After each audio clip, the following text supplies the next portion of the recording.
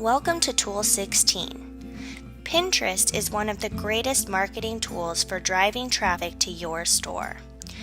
With many pins floating out in the Pinterest sea, you will need to carefully design your pins so they pop. This tool will help you get started. Since this tutorial ventures slightly outside the confines of your store, I'm going to keep it short. The Pin It button on your product page may be ever so tempting to click, but I'm going to strongly advise against it. Here's why. I click the button, a wonderful description and image appear, and all I have to do is select the board I want to pin it to. So I select the board and click Pin It. Let's click See It Now so we can take a look at the pin. Not good. The image is cut off into a small square, so the whole graphic isn't shown. Most people will not repin this when they see a tiny little thumbnail. It sends an underlying message. I'm lazy about pinning, which could lead many to think that you're lazy about polishing your resources. And who wants to buy a classroom resource that's lazily made? No one.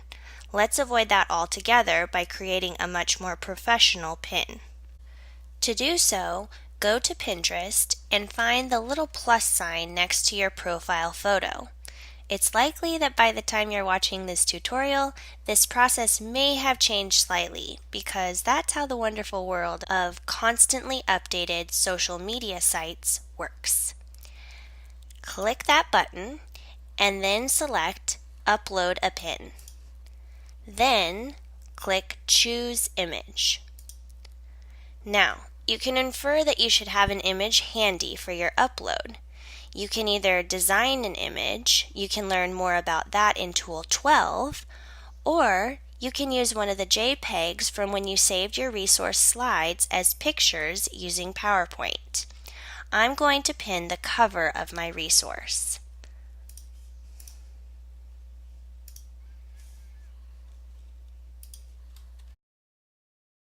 Now that I have my image uploaded, I'm going to work on a short description.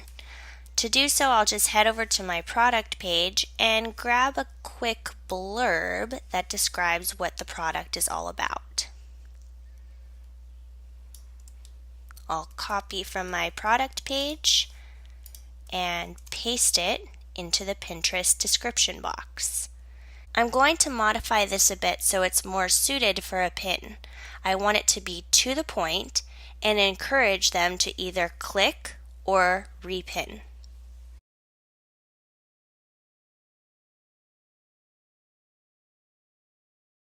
Now that I have my description written, I'll click Pin It. And then I'll click See It Now. Bam! Way better. The image is large and clear and much more appealing for my audience to repin. But I'm not quite done.